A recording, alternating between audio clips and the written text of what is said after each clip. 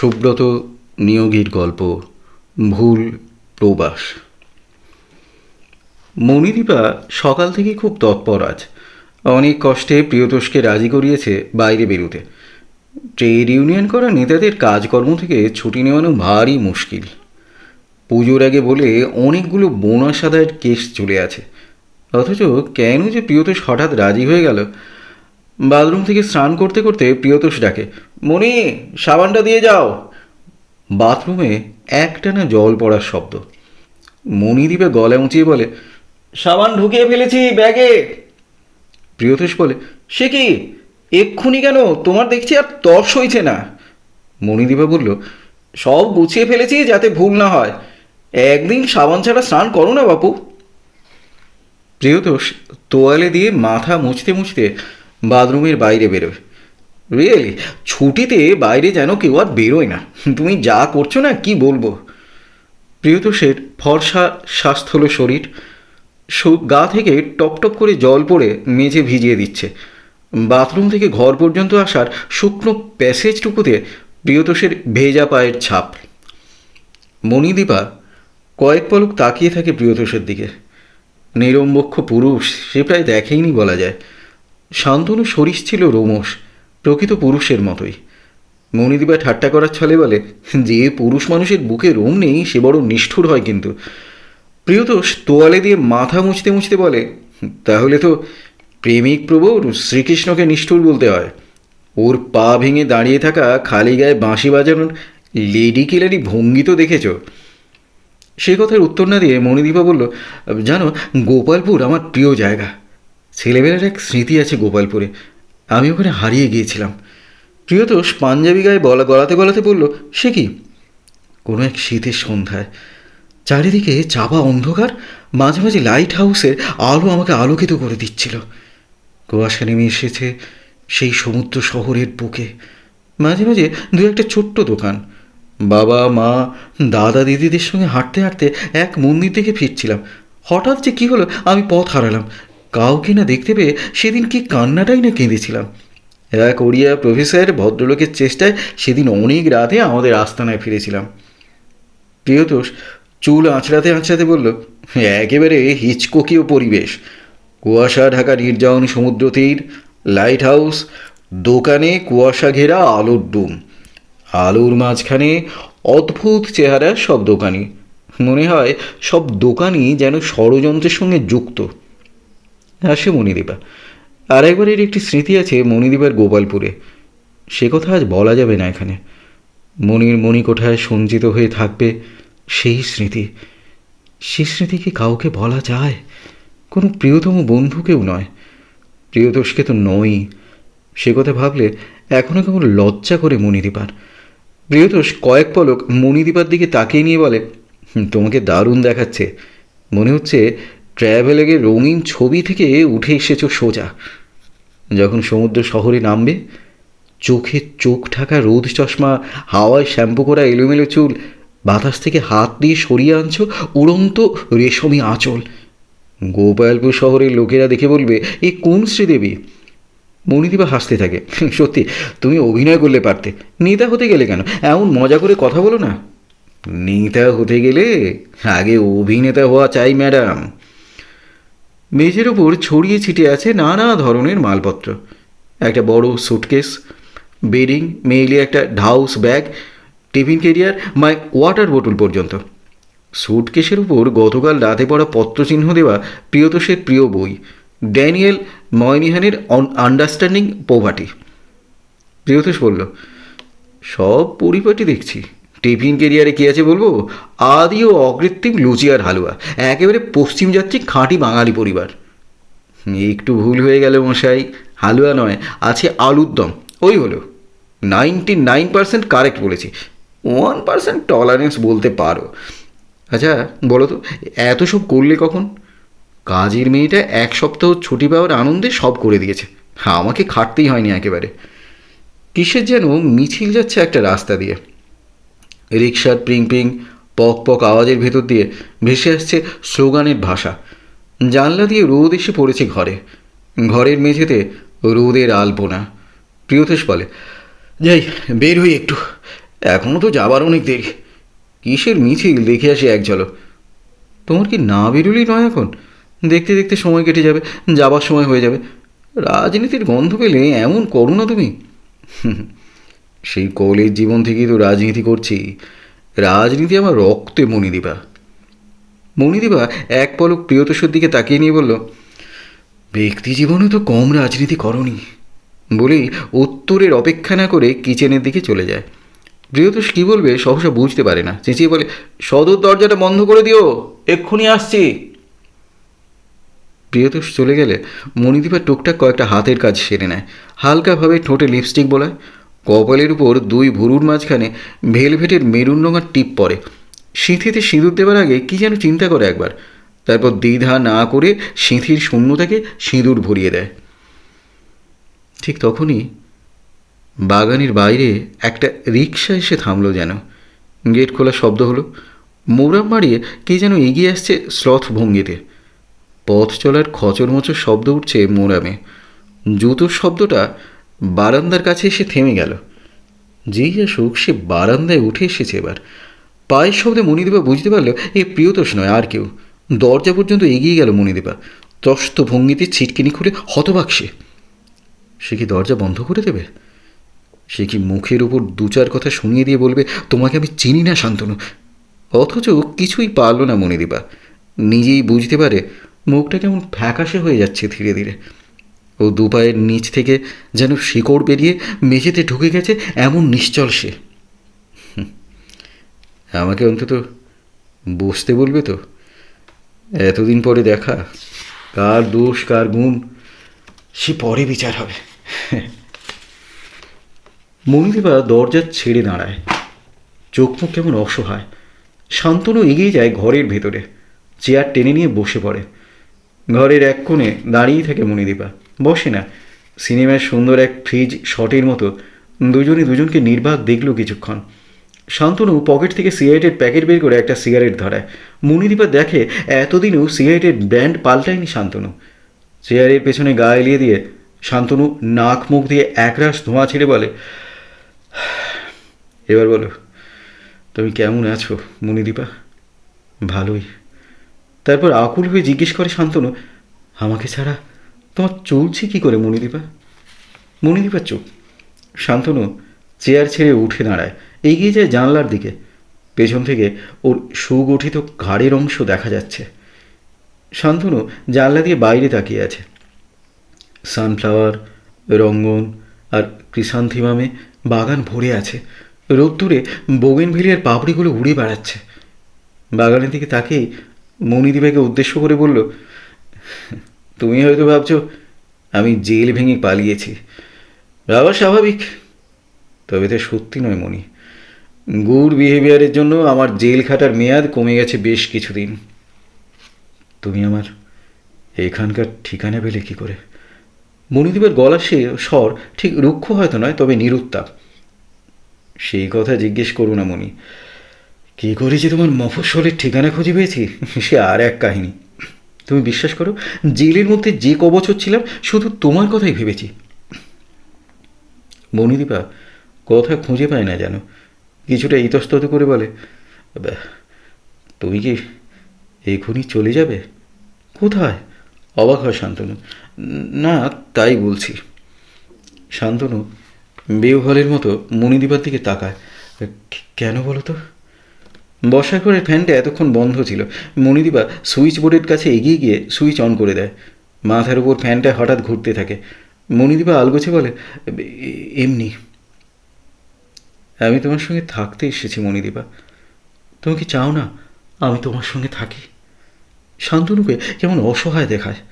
মণিদীপা সে কথা এড়িয়ে গিয়ে বলল, তুমি অনেক ফর্সা আর মোটা হয়েছ। হও না, সরকারের জামাই যে, এই জেল ও জেল ঘুরে ঘুরেই মোটা হয়ে গেছি বলে হো হো করে হাসতে থাকে শান্তনু। মণিদীপও হাসে, তবে সে হাসিতে যেন প্রাণ নেই, বড় কৃত্রিম সে হাসি। শান্তনু মণিদীপার দিকে তাকিয়ে বলে, তোমার চেহারা কিন্তু একই রকম আছে, একটুকু বদলায়নি। মণিদীপা বলে, এ কবছর কোথায় ছিলাম, কিভাবে কাটিয়েছি, কিছুই তো জিজ্ঞেস করলে না। আমি তোমার সঙ্গে থাকতে এসেছি মণিদীপা। তুমি কি আশ্রয় দেবে না মণি? উঠে দাঁড়ায় শান্তনু। হাতে সিগারেটটা ছোট হয়ে গেছে। অ্যাশটেতে সিগারেটের টুকরোগুলো গুঁজতে গিয়ে দেখে জলের ভেতর কয়েকটা সিগারেটের টুকরো ভাসছে। আমি এতদিনে অনেক পাল্টে গেছি, অনেক বদলে গেছি। মণিদীপার গলা কান্নার মতো শোনায়। দুঘরের মাঝখানে পর্দা ঝুলছে। বাতাস লেগে পর্দা সরে যেতে শান্তনু দেখতে পায় ঘরের ভেতরে একটা জুড়কি খাট, একদিকে পাশাপাশি দুটো বালিশ। শান্তনু বেডরুমে দরজার দিকে এগিয়ে যায়। এক লাফে শান্তনুর সামনে এসে দাঁড়ায় মণিদীপা। মণিদীপার চুল থেকে একটা মিষ্টি গন্ধ নাকে এসে লাগে শান্তনুর। এই গন্ধ শান্তনুর অচেনা। মণিদীপাকে বড় দূরের বলে মনে হয় তার। তুমি তুমি যাবে না ও ঘরে। পথ আগলে দাঁড়ায় মণিদীপা। কেন? সে কি? না, তুমি যাবে না। মণিদীপার দু কাঁধ ধরে মণিদীপাকে দরজার সামনে থেকে সরিয়ে দেয় শান্তনু। স্পর্শটা বড় ভালো ওর। বেডরুমে ঢুকে চমকে যায় শান্তনু। মেঝের ওপর মাথা মালপত্র ছড়িয়ে ছিটিয়ে রয়েছে। এ কি? কোথায় বের হচ্ছ তুমি? এত মালপত্র? গোপালপুর অনসি। বিয়ের পরে আমার সঙ্গে গোপালপুরে গিয়েছিলে, মনে পড়ে? হ্যাঁ, সেটাই আমার শেষ যাওয়া। আলনায় মণিদীপার শাড়ি ব্লাউজের সঙ্গে পুরুষের জামা কাপড়, ধুতি, পাঞ্জাবি।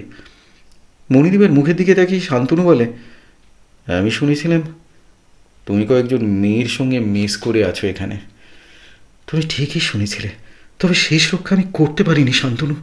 হঠাৎই সবকটা মেয়ে আমাকে বিপদে ফেলে একসঙ্গে চলে যায়। সেই সময় প্রিয়তর শেষে না দাঁড়ালে আমি আজ কোথায় থাকতাম জানি না। মণিদীপার গলার স্বর বুঝে আসে।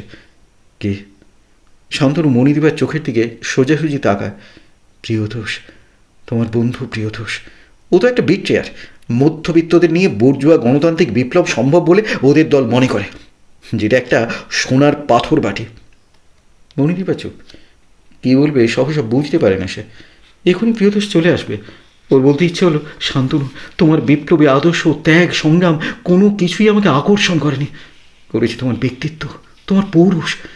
তোমাকে যখন কলকাতার বাড়ি থেকে পুলিশ অ্যারেস্ট করে নিয়ে যায়, তখন আমি বড় অসহায় হয়ে পড়েছিলাম। তোমার পরিবারেরা সবার ব্যবহার আমাকে উত্ত্যক্ত করে তোলে। আমাদের পরিবারের কারুর কাছে যাওয়ারও মুখ ছিল না। সেই সময় আসে প্রিয়তোষ। প্রবল স্রোতের মতো সে আমাকে সঙ্গে করে নিয়ে আসে। তোমার অজস্র স্মৃতি, সংলাপ ও কারাবাসের দৈনন্দিন রোজ নামচা। প্রিয়তোষের আচার, ব্যবহার, ভাবমূর্তি দেখে তোমার কথাই মনে পড়ে শান্তনু। প্রিয়তোষের ভেতর দিয়ে আমি তোমার ছবি দেখেছি শান্তনু। এসব কিছুই না বলে মণিদীপা বলল, প্রিয়তোষের কোনো দোষ নেই, তবে কার দোষ? রাস্তা থেকে একই রকম চিৎকার, চেঁচেমেচি, রিক্সার পিং পিং পক পক আওয়াজ ভেসে আসছে। বাগানে সূর্যমুখী গাছে ফুলগুলো বাতাসে দোল খাচ্ছে। ঘরের ভেতর সাংঘাতিক ঘটনা ঘটে গেলেও বাইরের প্রকৃতিতে, মানুষের জীবনযাত্রায় তার কোনো ছায়া নেই। আপন নিয়মে এগিয়ে চলেছে পৃথিবী। দেওয়ালে পিঠ দিয়ে দুহাতে হাঁটু জড়িয়ে খাটের উপর বসে আছে মণিদীপা। হঠাৎ জানি না বলে কান্নায় ভেঙে পড়ে মণিদীপা। দুহাঁটুর মাঝখানে থুতনি চুবিয়ে বসে আছে সে। মাঝে মাঝে হেঁচকে ওঠার মতো কান্নার গমক শরীর কাঁপিয়ে দিচ্ছে মণিদীপার। মণিদীপার মাথায় আলতো হাত রাখে শান্তনু বড় মমতায়। সিঁথিতে আবছা সিঁদুরের আভা। স্মৃতির আক্রমণে মণিদীপা যেন নাজেহাল হয়ে পড়ে। সেভাবে শান্তনু আদুরে গলায় বলল, মনে আছে মণিদীপা, গোপালপুরের সেই নির্জন সমুদ্র তীরে কীভাবে মধ্যরাত্রি পর্যন্ত কাটিয়েছিলাম আমরা? কলকাতায় আমার নামে ওয়ারেন্ট। প্রিয়তোষের দল হন্যে হয়ে খুঁজে বেড়াচ্ছে আমাকে। মাথার উপরে চাঁদ ছিল না, কেবল শামিয়ানের মতো তারকা খচিত আকাশ তুলছিল। সমুদ্রের একটানা ঢেউয়ের শব্দ। চারিদিক থেকে চাপা অন্ধকার গুটি গুটি পায়ে এসে আমাদের ঠেকে দিল। লাইট হাউসের তীক্ষ্ণ আলো আমাদের মাঝে মাঝে বিদ্ধ করছিল। শুধু মনে হচ্ছিল আমাদের চারপাশে পৃথিবী বলে কিছু নেই। যখন হোটেলে ফিরেছিলাম তখন অনেক রাত্রি। মনে আছে মণি? মণিদীপা কান্না মেশানো গলায় বলল, সব সব মনে আছে। খাটের একপাশে মণিদীপার হারমোনিয়াম। রিডে ধুলো লেগে আছে। আঙুল দিয়ে ধুলো মুছে নেয় শান্তনু। তারপর উদাসীনভাবে জিজ্ঞেস করে, তুমি কি এখনও গান গাও? মণিদীপা এখন কথা বলে না।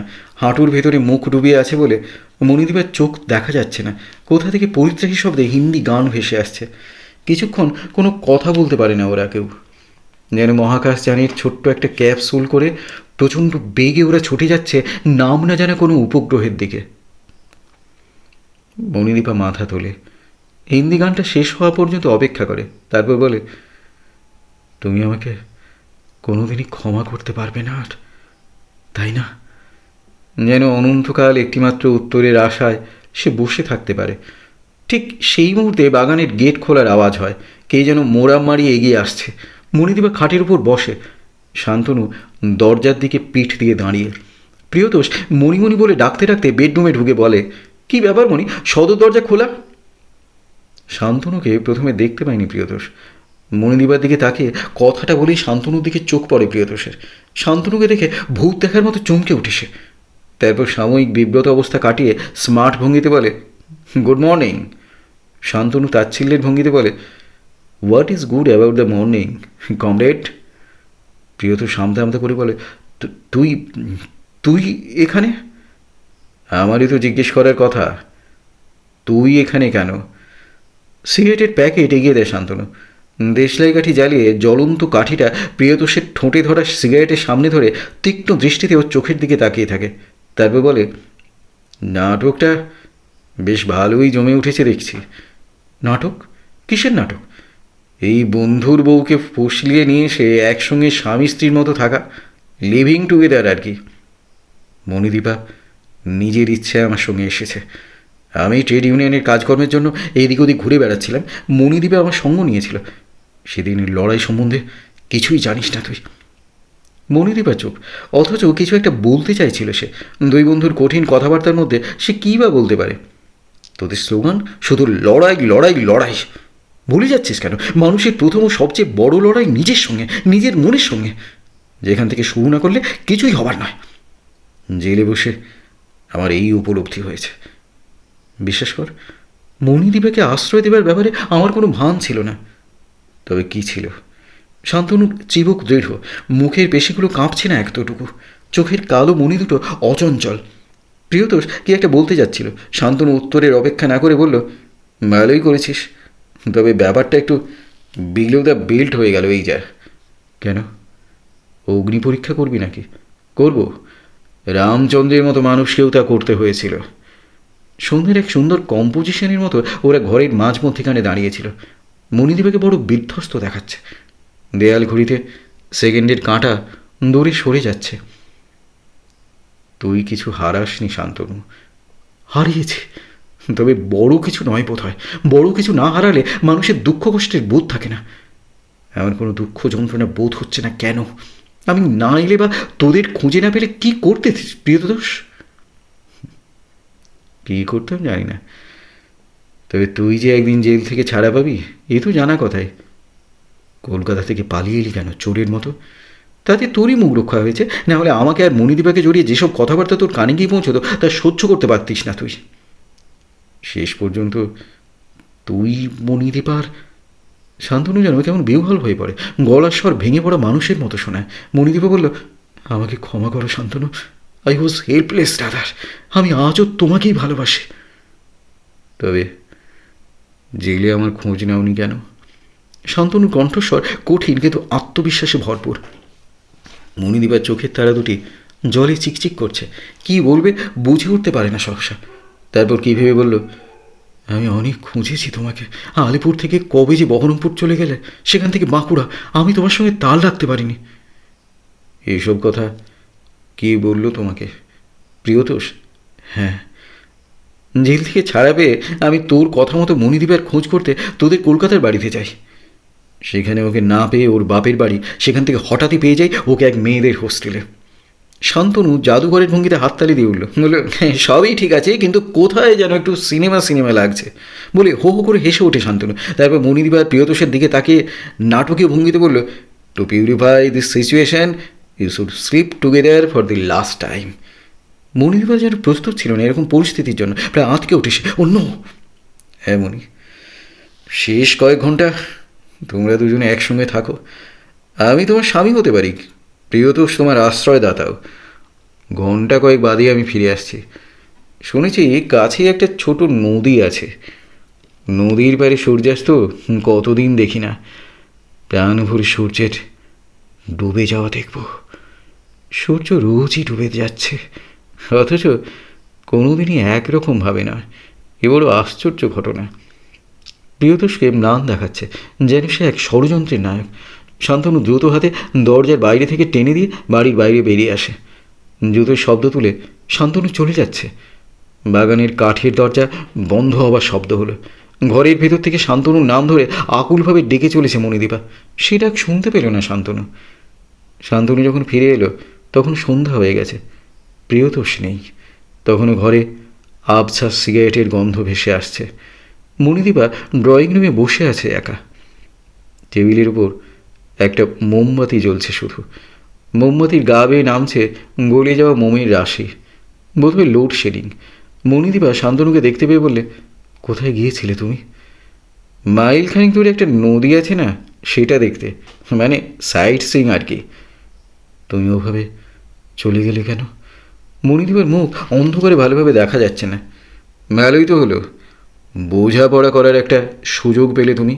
হঠাৎ বাইরে থেকে একটা হৈ হৈ চিৎকার ভেসে এলো। বোধহয় কারেন্ট এসেছে। আলোর সুইচে হাত দিতে যায় শান্তনু। বাধা দেয় মণিদীপা, বলে, না থাক। বাগান থেকে একটা অন্ধ জোনাকি হঠাৎ ঘরে এসে ঢুকলো সেই মুহূর্তে। জোনাকিটা একবার দেয়ালে, একবার আলোর ডুমে, একবার মণিদীপার গায়ে এসে বসলো। শান্তনু এগিয়ে যায়। সোফায় মণিদীপার খুব কাছে বসে সে। মণিদীপা আচমকায় জড়িয়ে ধরে শান্তনুকে, যেন অনেক দিন পরে তার হারিয়ে যাওয়া আধখানাকে খুঁজে পেয়েছে সে। মণিদীপার দুই চোখে জলের মুক্ত টলটল করছে। অন্ধকারে মণিদীপার খুব কাছে থেকে শান্তনু বলল, কি ভাবছ? প্রিয়তোষের কথা মনে পড়ছে?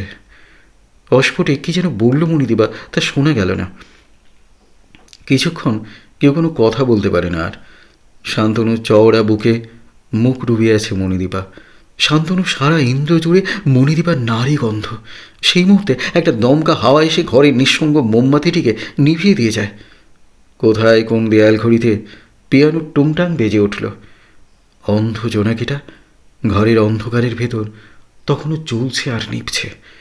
শান্তনু আর মণিদীপা তখনও সোফার উপর দুজন দুজনকে জড়িয়ে ধরে বসে আছে, যেন অনন্তকাল তারা এইভাবেই কাটিয়ে দিতে পারে।